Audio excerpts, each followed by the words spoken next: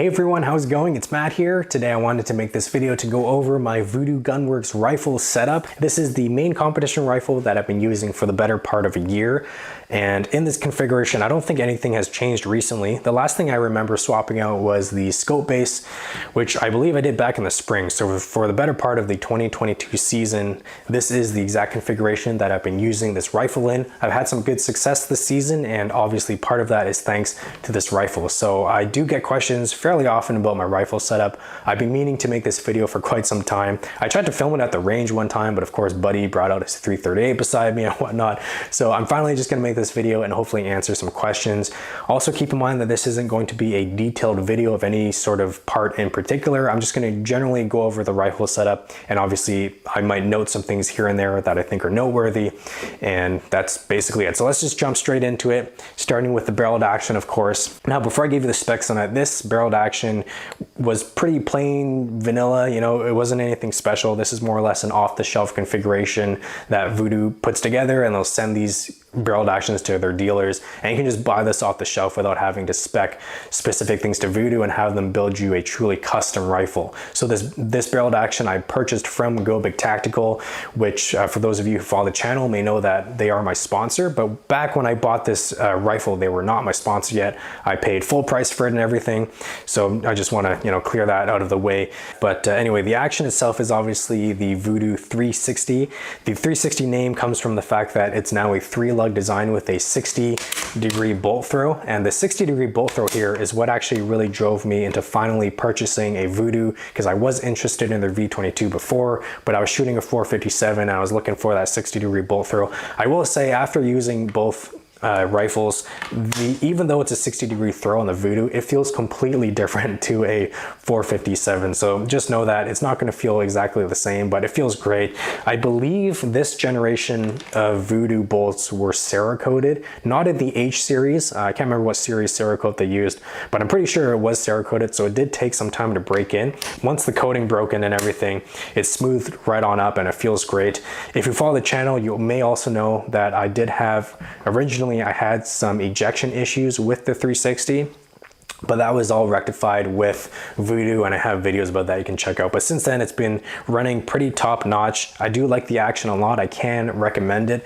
and after putting thousands and thousands of rounds through it, I can really say it is a nice action. I do like it. The barrel here is your sort of standard Vudoo Ace barrel, 20 inches in length. This one is an MTU barrel profile, 1 16-inch twist. This is also Cerakoted, and it does have muzzle threads on my particular one. On the front of here, I have the Tuna can barrel tuner from Reddnobb. This is not a suppressor whatsoever. This is purely a barrel tuner. And I get that question quite often. It's not a suppressor, it's a barrel tuner. Again, Tuna can from Reddnobb. You can check it out if you're interested. Now, everything was dropped into a KRG Whiskey 3 chassis. When I originally got the Vudoo, I had put it in an MPA BA comp, which my centerfire rifle is now sitting in. And I had a few questions about why I swapped chassis. And there's basically two main reasons for that. The first one was it's a lot easier to balance a rimfire setup in the KRG chassis.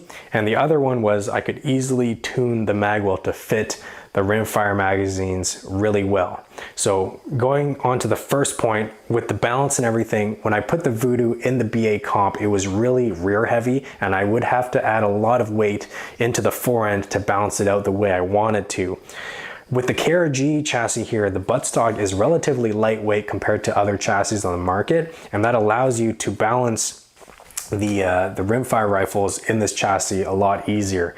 So you can see there, it's well balanced, especially with the Tuna can on the front of this rifle. The buttstock is substantially more lightweight than the ACC or the MPA BA comp, so I decided to drop it in that, and I noticed immediately the rifle was balancing the way I wanted to, which was awesome. I didn't have to add any weights into the forend to do so, so that was a big win right off the bat. I also really do like the buttstock adjustments. They're a lot easier to make than the BA Comp or the ACC, and I think KRG did a really good job designing the buttstock here. The ergonomics were definitely a bit different than the MPA. It took me a little bit of time to get used to, but now that I'm familiar with the Whiskey 3 and its ergonomics, I think it's a fantastic chassis. But again, it probably took me about a month or so to get comfortable using this chassis.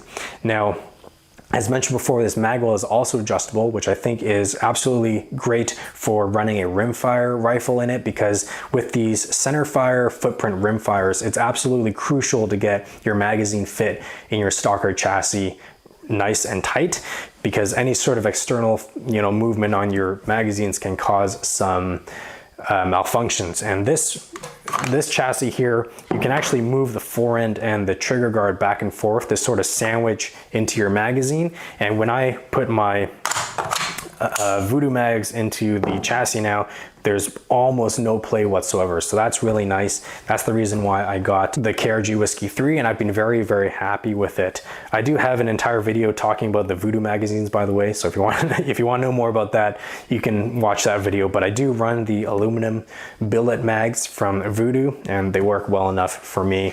The Arca rail here on the bottom, you can see, is not a KRG Arca rail. This is from Area 419. It's their 12-inch model, and I decided to go with this for a couple reasons. It does extend off of the forend by probably about 2.5 to 3 inches, which is what I wanted, because the forend of most KRG chassis are pretty short for competition use, in my opinion. Now, you can buy spigots to hang off the front to put accessories a little bit further out, but I like my Arca rails to be sort of one continuous piece, so I put the 12-inch Area 419 rail on here, which has been absolutely perfect. I can use the bipod all the way at the end here without noticing any sort of flex on the overhang portion. So that's good. And again, it gives me a little bit more real estate. Besides that, on the chassis, I do have a little barricade stop here on the lip of the magwell, again, just to sort of protect the magazine a little bit. And I also did upgrade the trigger guard to the aluminum version. The Whiskey 3 comes shipped with a polymer trigger guard. I just threw on the aluminum for, just because I could, not for any particular reason. Speaking of the trigger, this is the Triggertech Diamond single stage. I have it set to just under a pound, I believe. And it's also the flat trigger face, which I'm not too picky about my actual trigger shape. This one here is the flat. I have another diamond single stage on my centerfire rifle, which is the Pro Curved skeletonized. I could take either one. I'm not too picky on how my triggers are shaped, but I know some people are. But I do like the flat a lot. There's a little bump on the bottom of it, which helps index your finger, and it feels great. Really good trigger. I can't really speak, Triggertech's versus anything else, because I've only ever shot Triggertech for my competition rifles, but I can highly recommend it. It's a fantastic trigger for sure. The bipod on the front here is the MDT Ckye-Pod. I was running an Atlas for quite some time, but I needed another bipod, so I decided to try the Ckye-Pod. I picked this up during MDT's Black Friday sale, and I really like it. I might do a dedicated video on the Ckye-Pod and my opinions about it, so I'll save most of my thoughts for that, but I do really like the Ckye-Pod for competition use. Going on to the optics setup, the scope here is a Minox 5-25 by 56 LR. I believe LR stands for long range, and this is basically the more economical little brother to the ZP5, which is a fantastic rifle scope. This holds most of the features from the ZP5. It drops a few, like the locking diopter and stuff, but the turrets are generally the same, and the glass is a little bit inferior to the ZP5, but it's still fantastic. The reticle in here is a little bit simplified version of it, but it's still good enough for what I want to use the scope for. And again, I've had really good success with it. I really do like this scope a lot. The glass clarity is great, and I really like the turrets. Not so much in terms of the feel. The turrets feel adequate. Like, I don't think they're bad. They definitely could be improved upon a little bit, but I really like the fact that it's 15 MRAD per revolution, and the rev indicator is nice and obvious. I don't understand why some scopes have rev indicators that, you know, it's like trying to tell you a secret, like, hey, you might be in the second rev. No, this one, it's glaringly obvious if you're a revolution off on your turret, which I have seen bite so many people in competition. You know, you'll shoot a long range stage, and then the next stage you shoot, it's, you know, within 200 yards, and then people are sending rounds way over the target because they're, you know, 10 or 15 mils above their actual elevation hold. So I've seen that many times. I really like the rev indicator on the Minox scopes in general. Anyway, going on to the scope mount here. This is an American Rifle Company M-brace mount. I had a spur mount on this before, which is just on my center fire rifle now. The M-brace mount I like a lot. In fact, I have another one coming to me for another scope. I have a dedicated video about the M-brace mount if you want to check it out. But again, from American Rifle Company, highly recommended. Those of you who follow me on Instagram may remember that I posted about a custom bolt knob that I designed myself, and I had a buddy make for me for the Vudoo. This is an Area 419 bolt knob that's on the Vudoo now. My custom bolt knob is on my center fire build, which I still love. The reason why I swapped it was because the bolt knob I designed, I was copying the dimensions, the outer dimensions of the Vudoo bolt knob, which is a little bit longer, but this shorter Area 419 bolt knob just kind of fits my finger better. I just found the longer bolt knob was a little bit too long for my preference in terms of how I like to cycle the action. So I put that on my center fire rifle, which works fantastic for that. And I put the Area 419 finger groove bolt knob on my, Vudoo here. All right, so I think that basically covers the entire rifle setup. Hopefully I answered some questions. If you have any more, obviously leave them in the comment section. I'll do my best to answer them. If not, I'll see you guys in the next video. Take care. Cheers.